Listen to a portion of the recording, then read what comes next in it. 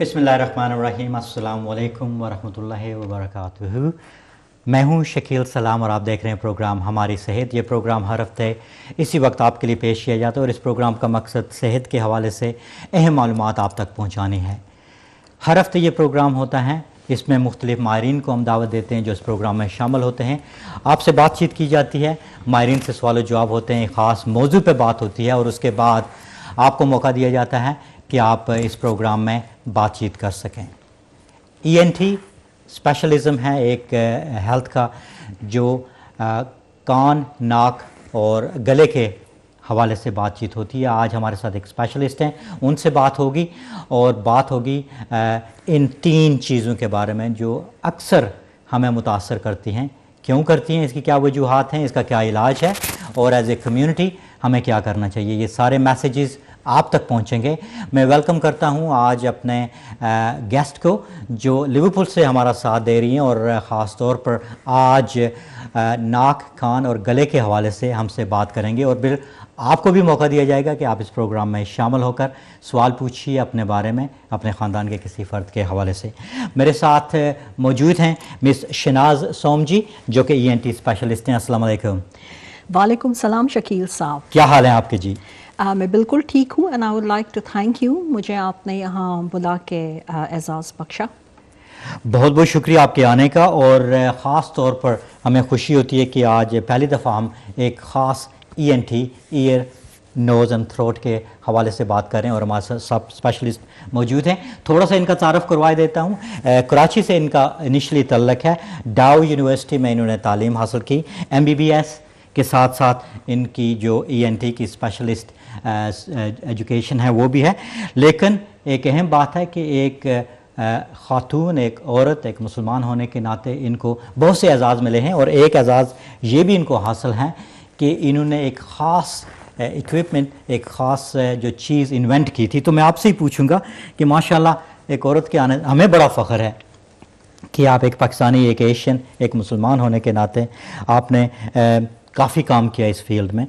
तो क्या आपने इन्वेंट किया था जी? मैंने इन्वेंट किया एक इंस्ट्रूमेंट जिसका नाम है the Somji Crabtree temporal bone support clamp.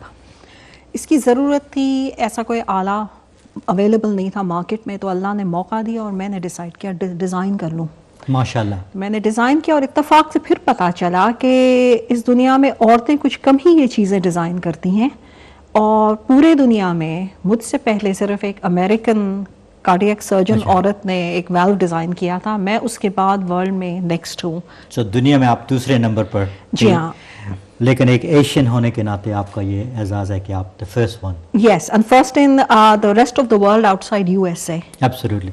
इसके साथ आपने बहुत सी पब्लिकेशन भी आपने की हैं और इसके साथ साथ आप जो आपकी इन्वॉल्वमेंट है, आप एक फाउंडर और चेयर हैं लोकम डॉक्टर्स एसोसिएशन की। बहुत सी और भी आपकी प्रोफाइल है, लेकिन प्रोग्राम के साथ साथ हम बात करेंगे। प्रोग्राम का बाकायदा आगाज़ करते हैं और बात करते हैं ENT, ये क्या शुबा होता है, क्या इसमें सूरत हाल होती है और हमें क्या करना चाहिए। तो सबसे पहले शनाज हमें बताइए कि जब हम बात करते हैं ईयर, नोज़ और थ्रोट, यानी कि नाक, कान और गले की, तो इनमें आपस में क्या रिलेशनशिप है, इनका आपस में रिश्ता क्या है? जी हाँ, ये जो है नाक, कान और गला, ये पीछे से सारे कनेक्टेड हैं। अच्छा। आपके नाक में जो स्पेस है, जो जगह है, ये पीछे जाके आपके मुंह के पीछे जो गला है उसमें खुलता है। ठीक है। और आपके कान में एक ट्यूब है जो कान की जो स्पेस है, जगह मिडिल ईयर, उसको गले में कनेक्ट करती है। तो ये सारे 3 कनेक्टेड हैं गले के जरिए। जाहिर है कि जब कनेक्शन है तो कोई प्रॉब्लम अगर एक में होगी तो वो दूसरी में पहुंच जाएगी, इसीलिए हम तीनों को साथ शामिल करते हैं। अगर एक में कुछ गड़बड़ हो जाए तो चांसेस है कि सारे से मुतासर हो सकते हैं। बिल्कुल बिल्कुल। अगर आपको जैसे कोल्ड हो जाए या फ्लू, तो वायरस जो है आपके मुंह या नाक से अंदर घुसता है और वो आपके नाक में कोल्ड जैसे सिम्टम्स प्रोड्यूस करता है और फिर गले को ख़राब करता है और फिर गले के ज़रिए वो यूस्टेशन ट्यूब से कान में जाता है और आपको कान में दर्द होता है, कान में इन्फेक्शन होता है। साइनसेस जो हैं, छोटे होल्स हैं जो आसपास हैं, वो नाक के अंदर खुलते हैं, वो भी इन्फेक्टेड हो जाते हैं, तो सब कुछ दर्द करने लगता है एंड سب نے ایکسپیرینس کیا ہوگا یہ عام. بالکل. اور جی ہاں، اگر آپ نے بھی ایسا کوئی ایکسپیرینس کیا ہے تو آپ فون کر سکتے ہیں اپنے بارے میں، اپنے خاندان کے حوالے سے کوئی سوال پوچھ سکتے ہیں، بچوں سے بڑوں تک یہ کیا ہوتا ہے، کیوں ہوتا ہے. اور اب ہم پوچھنے جا رہے ہیں ہمارے مہمان سے کہ کیا یہ کتنا کامن ہے یہ النس، خاص طور پہ بچوں سے اگر شروع کریں تو بچوں میں کتنی کامن ہے یہ ENT؟ بہت کامن ہے یہ. میرا خیال ہے ایک اسپیشلٹی ہے کہ کوئی اس سے چھٹکتا نہیں ہے. سب سے کامن چیزیں جو ہیں ناک کے ذریعے آپ کو کولز اور سائنسائٹس رائنائٹس ہوتے ہیں، نزلہ، زکام. پھر جو سو تھروٹس ہیں، ٹونسلز وغیرہ. میرا خیال میں بہت ہی کم انسان زندگی میں ایسے ہوں گے جنہوں نے کبھی ٹونسلائٹس ایکسپیرینس نہیں کیا ہوگا، یا کولڈ یا رائنائٹس. تقریباً I would say, I don't want to say 100% in case there is some lucky person in the world, but I would say that 99% must have had it. تو یہ بچوں میں زیادہ عام ہے خاص طور پر tonsillitis? No age is exempt, but children میں سب سے زیادہ کامن ہے، ایڈلٹس میں بھی ہے. اچھا، تو یہ تو ایک کامن پرابلم. اس کے علاوہ اور کیا کامن پرابلم ہو سکتی ہے؟ بچوں میں لارج ایڈینوائڈز ہوتے ہیں. ایڈینوائڈز ایک ٹونسل کی جیسی چیز ہوتی ہے جو آپ کے ناک کے پیچھے ہوتی ہے، جو ناک کو بلاک کرتی ہے، وہ ہوتی ہے. پھر بچوں کے کان میں پانی بھر جاتا ہے جس کو کہتے ہیں سیرس اوٹائٹس میڈیا یا گلوئیا. ٹھیک. تو وہ بھی بہت کامن ہے. ٹونسلائٹس کامن ہے بچوں میں. اس کے علاوہ پھر ایڈلٹس میں یو کین گیٹ جنرل سور تھروٹس، فیرنجائٹس، سائنسائٹس بہت کامن ہے، انفیکشن سائنسز کا. اور ایڈلٹس میں آپ کے کان کے پرابلمس ہیں، کان کے انفیکشن بچوں میں بھی ہوتے ہیں، کان میں سے پیپ نکلتی ہے، کان کا پردہ پھٹ جاتا ہے، یہ پرابلمس ہوتے ہیں. پھر یہ بچوں میں بھی ہوتے ہیں، بڑے میں بھی ہوتے ہیں. اور پھر بچوں میں کچھ پیدائشی پرابلمس ہوتے ہیں، کان کے سن نہیں سکتے. کچھ پیدائشی ہوتے ہیں، کچھ پیدا ہونے کے فوراً بعد شروع ہو جاتے ہیں. اور بڑوں میں بھی یہ پرابلم ہے. بڑوں میں تو کان کے بہت زیادہ پرابلمس ہیں. کان کے اندر سے جو آواز آتی ہے شائیں شائیں، ٹینیٹس، یہ ایک پرابلم ہے. پھر اگر چکر آئے، ورٹیگو، وہ بھی ہماری اسپیشلٹی کا حصہ ہے. اچھا، تو وہ ایک چیز ہے. اور پھر کینسرز جو ہیں وہ بھی ہمارے اسپیشلٹی میں آتے ہیں. ہیڈ اینڈ نیک سرجری ہم لوگ کرتے ہیں. اچھا. تو جو تھائرائڈ کے پرابلمس ہیں، جتنے کینسرز ہیں گلے کے، یہ نیک کے، گردن کے، وہ ہم لوگ کرتے ہیں. بس ہم لوگ یہ ہیڈ اینڈ نیک میں سمجھے کہ آنکھ، دانت، برین میں نہیں پڑتے، لیکن باقی ساری چیزیں ہمارا حصہ ہے. اچھا، وجوہات کیا ہو سکتی ہیں؟ ظاہر ڈفرینٹ بیماریاں ہیں، مختلف ان کی صورتحال، علامات ہو سکتی ہیں. تو یہ کیوں کامن ہے؟ اس کی وجہ کیا ہے؟ کیوں ہمیں یہ ناک اور کان اور گلے میں تکلیف ہونے لگتی ہے؟ اس کی کیا وجہ؟ کوئی موسم کا اس میں اثر ہوتا ہے، یا کچھ اور ماحولیاتی اثرات ہیں، یا فیملی لنک ہے، کوئی جینیٹک بھی اس کا لنک ہے؟ بہت سارے کازز ہیں اور ہر چیز کے کافی کازز ہیں، لیکن جو کامنسٹ کاز ہیں وہ آپ نے صحیح کہا، موسم اور انوائرنمنٹ کی وجہ سے ہے. مثلا آپ جو سانس لیتے ہیں تو آپ ہوا جو انہیل کرتے ہیں تو اس میں جو آلودگی ہوتی ہے وہ جاتی ہے اندر، اور انفیکشنز بھی جاتے ہیں. تو اس سے آپ کو تین چیزیں ہوتی ہیں. ایک تو ڈائریکٹ اریٹیشن ہوتا ہے، وہ چیز جاتی ہے جو نہیں جانی چاہیے. اور ہم آج کل جس دنیا میں رہ رہے ہیں اس میں صاف ہوا جیسی کوئی چیز ہی نہیں ہے. تو ہم جو انہیل کرتے ہیں اس سے اریٹیشن ہوتا ہے. وہ اریٹیشن سے کچھ چیزیں ہوتی ہے بذات خود، اور کچھ جو ہے پھر انفیکشن ہوتا ہے. اگر بیکٹیریا وغیرہ چلے جائیں، وائرسز، تو انفیکشن کی وجہ سے ہوتے ہیں. اور کچھ یہ ہوتا ہے کہ چیزیں اندر جاتی ہیں اور آپ الرجی ڈیولپ کرتے ہیں اس سے، تو وہ الرجک کاز ہو جاتا ہے اس کا. یہ تین سب سے زیادہ کامن کازز ہیں. پھر کینسرز اور یہ ساری چیزوں میں سگریٹ اسموکنگ کا بہت بڑا رول ہے. سگریٹ اسموکنگ ہر طرح کی ہماری ENT کی بیماری پروڈیوس کرتی ہے، کیونکہ سگریٹ کا اسموک آپ سانس میں لیتے ہیں تو آپ کے ناک کان گلے میں جاتا ہے، اور اس کی قیمت ادا کرنی پڑتی ہے جو ہے کینسر. اور بچے بھی اس سے متاثر ہو سکتے ہیں. اگر گھر میں کوئی سگریٹ پی رہا ہے تو ظاہر اس کے دھوئیں سے، اس کی وجہ سے بچوں کو بھی اس کی شکایت ہو سکتی ہے. جی ہاں. اور ایک بہت انٹرسٹنگ کیس تھا اسکاٹ لینڈ میں. ایک کپل تھا ینگ جو بہت زیادہ اسموک کرتے تھے گھر میں، اور ان کے 2 بچے تھے، اور ایک بچی ان کی صرف 4 سال کی تھی اور بیٹا 6 سال کا تھا. اور اس کو گلے کا کینسر اس ٹائپ کا ہوا جو ایڈلٹس کو ہوتا ہے.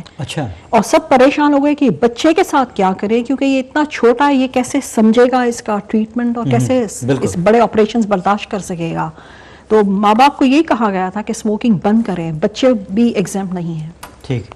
بالکل ٹھیک ہے جی. میں آپ کو بتا دیتا ہوں کہ اس وقت ہمارے ساتھ مہمان ہیں شہناز سوم جی جو کہ ENT اسپیشلسٹ ہیں, ہمارے ساتھ سوالوں کے جواب دے رہے ہیں. بہت سی باتیں ان سے کر رہے ہیں کہ ENT ناک, کان اور گلے کی جو بیماریاں ہیں وہ کیوں ہوتی ہیں, کیا ان کی وجوہات ہے, ان کا کیا علاج ہے, اور ایز اے کمیونٹی پریونشن کے لیے ہمیں کیا کرنا چاہیے, ہم کیا کر سکتے ہیں جس کی وجہ سے ان بیماریوں سے ہم نجات حاصل کر سکتے ہیں اور جلدی جلدی اس کے لیے مدد کر سکتے ہیں. ٹیلی فون لائن کھلی ہیں, نمبر ایک اسکرین پہ آ رہا ہے. اگر آپ کوئی سوال کرنا چاہتے ہیں, ہمارے مہمان سے کوئی بات کرنا چاہتے ہیں, اپنے تجربات, اپنے خیالات ہمارے ساتھ شیئر کرنا چاہتے ہیں, تو آپ فون کر سکتے ہیں اور سوال پوچھ سکتے ہیں.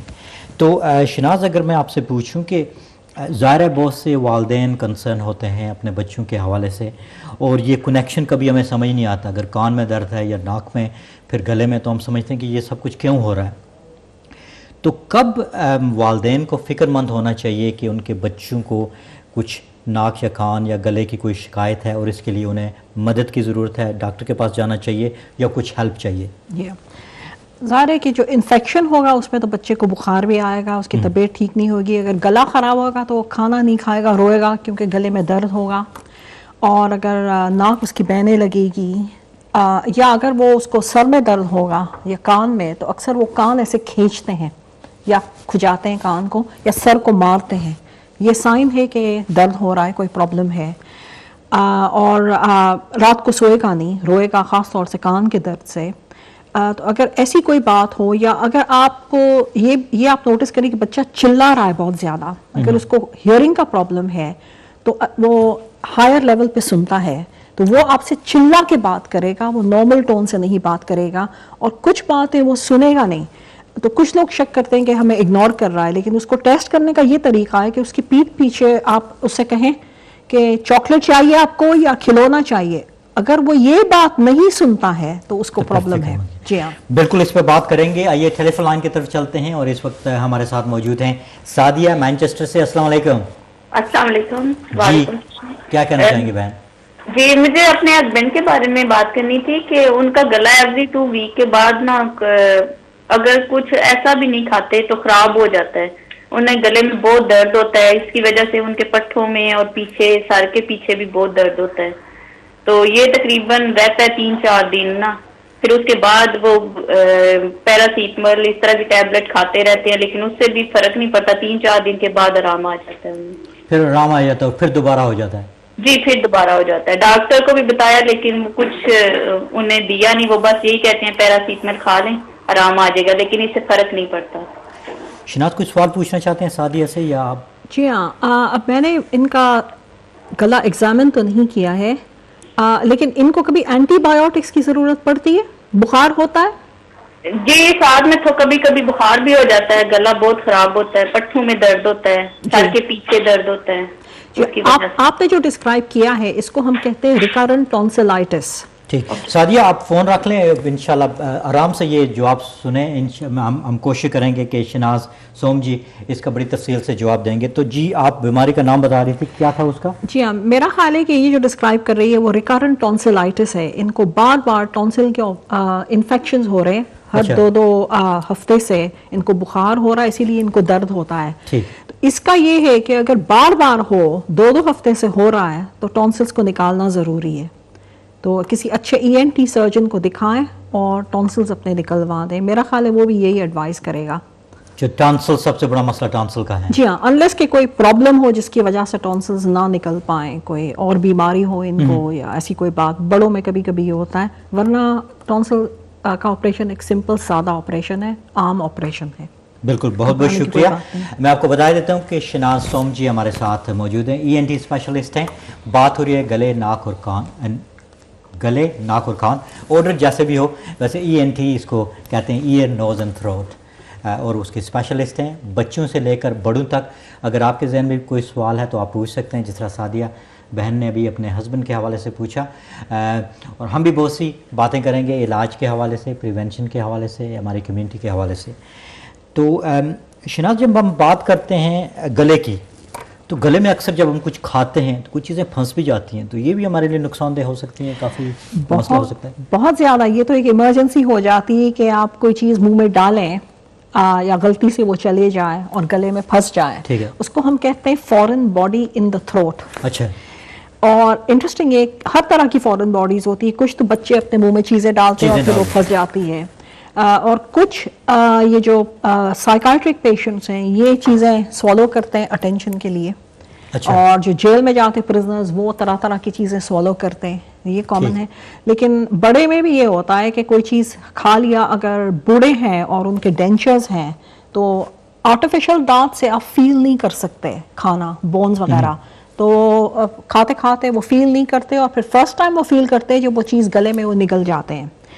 और एक इंटरेस्टिंग चीज़ है कि पाकिस्तान में बड़ों की ये जो फॉरेन बॉडीज़ है, हड्डियाँ वगैरह जो हैं, fish bone, chicken bone, meat bone, ये बड़े कॉमन है, खाते खाते फंस जाती हैं। पाकिस्तान में ये लेस कॉमन है इसलिए कि लोग हाथ से खाते हैं।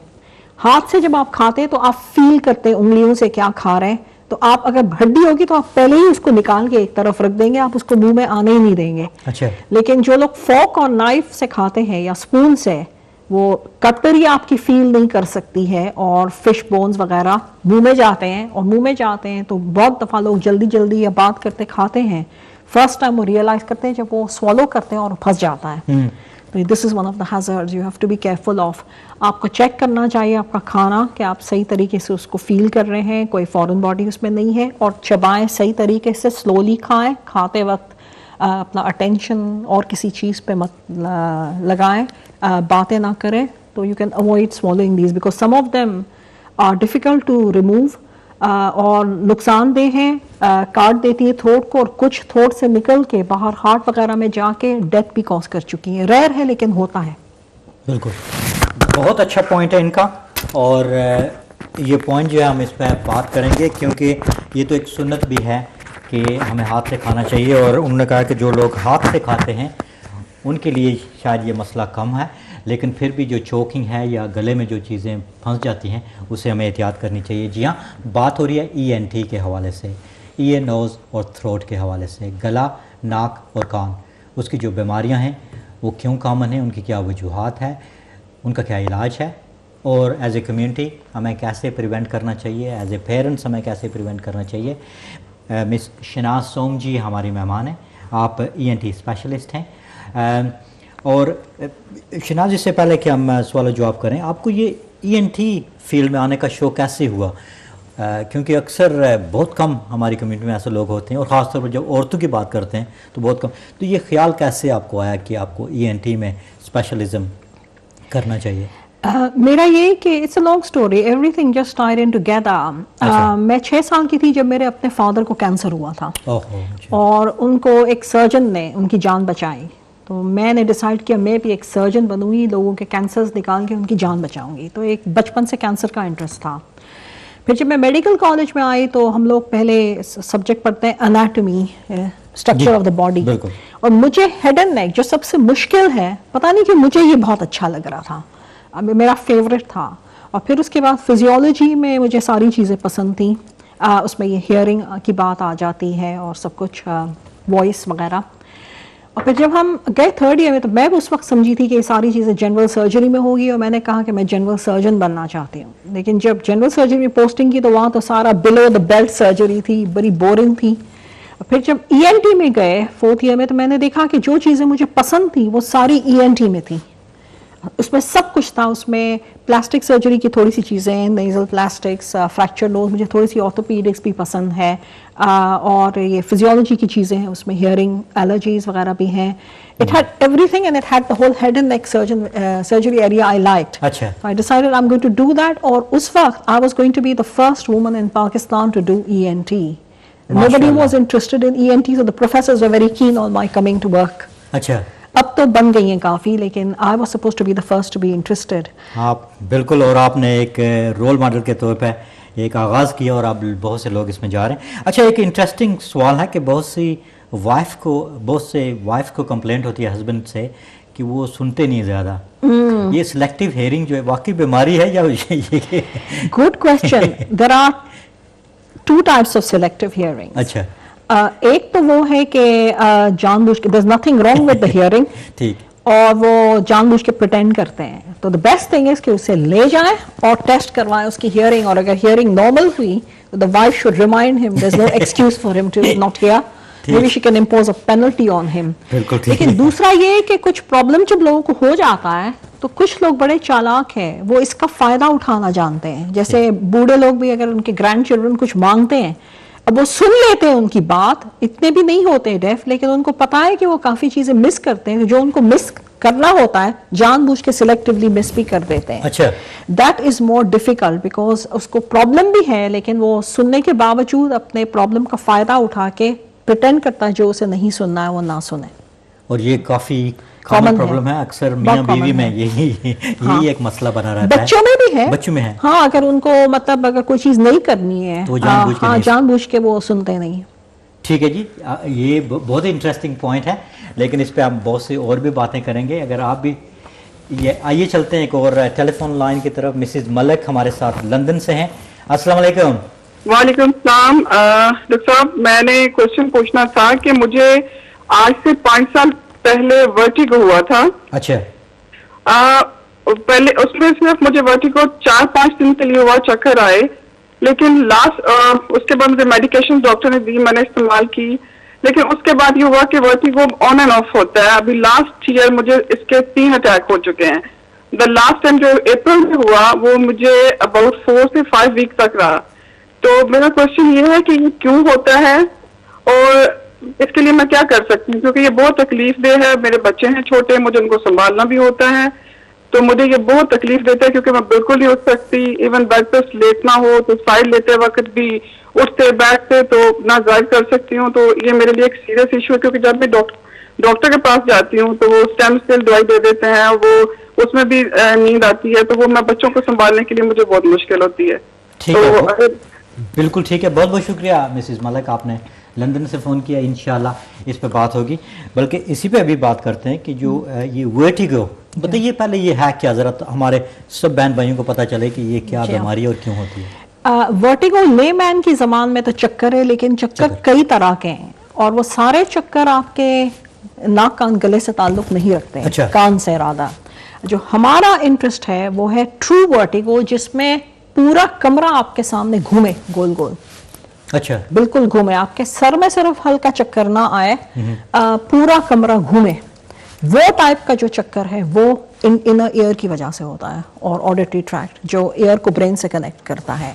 बाकी चक्कर जो है वो आपके नेक के आर्थराइटिस से हो सकते हैं, ब्लड प्रेशर से हो सकते हैं, हजारों कॉजेज हैं उनके. खैर, अब इन्होंने जो डिस्क्राइब किया, ज़ाहिर है कि डिटेल हमारे पास है नहीं कि किस किस्म का चक्कर था, क्या ये वाकई वर्टिगो था या नहीं, तो डिटेल हिस्ट्री लेके पता करना पड़ेगा कि इनका चक्कर किस किस्म का है, क्योंकि डिफरेंट टाइप्स ऑफ चक्कर की डिफरेंट कॉजेज हैं. अच्छा. फिर उनके लिए एग्जामिन करना पड़ेगा कि इनके कान में कोई अबनॉर्मेलिटी है या नहीं. फिर उसके बाद इनके टेस्ट करने पड़ेंगे. इनर ईयर के कई टेस्ट हैं जिससे पता चलेगा कि कान का कॉज है या नहीं. और कुछ कॉजेज हैं जिनके लिए CT स्कैन या MRI स्कैन करना पड़ता है, तो वो करना पड़ेगा. और फिर उसके बाद डिसाइड करना पड़ेगा कि कॉज पता चला है या नहीं. इनका क्लियरली कोई ऑनगोइंग कॉज है जो इनको होता रहता है 5 सालों से, तो इनको इन्वेस्टिगेशंस करवानी पड़ेंगी डिटेल में. अब at the end of the investigations 2 चीज़ें होंगी. अगर आपको कोई कॉज मिल गया तो आप उसका इलाज कर सकते हैं. अगर कॉज ना मिला या इलाज कॉम्प्लिकेटेड है, जैसे रेयर केसेस में एक छोटा सा ट्यूमर होता है, उससे होता है, वो अक्सर लोग निकालते नहीं क्योंकि मुश्किल है. अच्छा. तो इन सिचुएशंस में अल्टीमेटली जो इन्होंने कहा इनको स्टेमिटल डॉक्टर देता है. स्टेमिटल और सर्क जैसी जो टैबलेट्स हैं, स्टूकरोन, यही इनका सिम्टोमेटिक इलाज है कि ये जब खाएं तो आपको वर्टिगो नहीं होगा, जब नहीं खाएंगे तो होगा. ये एक प्रॉब्लम है. Driving can be a problem. You are not supposed to drive when you have vertigo, so you need to check that. लेकिन she needs to see an ENT स्पेशलिस्ट. अपने GP से कहें कि उसे रेफर करे किसी ENT डिपार्टमेंट में. वो लोग सारे टेस्ट करेंगे, वो लोग स्कैन्स भी करेंगे और फिर वो लोग इससे बताएंगे कि कुछ हो सकता है नहीं. हो सकता है कि सिर्फ गर्दन के आर्थराइटिस की वजह से चक्कर आ रहे हों. अच्छा. इन विच केस गर्दन के आर्थराइटिस की दवाएं, फिजियोथेरेपी वगैरह से फ़र्क पड़ जाएगा. फिर आंखों की वजह से भी चक्कर आता है. अगर लोगों का नंबर बढ़ता है और औरतें चश्मा पहनना पसंद नहीं करती तब भी आपको चक्कर आते हैं. अच्छा. जी. और ये चक्कर के लिए treatment is just put on glasses and you will be fine. So sometimes it's very simple. बिल्कुल बिल्कुल जी, बहुत बहुत शुक्रिया, आपने बड़े अच्छे तरीके से इस सवाल का जवाब दिया। और मैं चाहूँगा कि अगर हमारे बहन भाई मिस शनाज सोम जी जो कि ENT स्पेशलिस्ट हैं हमारे साथ मौजूद हैं, अगर आप उनसे कोई सवाल पूछना चाहते हैं तो फ़ोन कर सकते हैं। लेकिन पहले एक छोटी सी ब्रेक लेंगे, ब्रेक के फ़ौरन बाद हम दोबारा आपकी खिदमत में हाज़िर होंगे। कहीं भी न जाइएगा, देखते रहिएगा प्रोग्राम हमारी सेहत। अस्सलाम वालेकुम।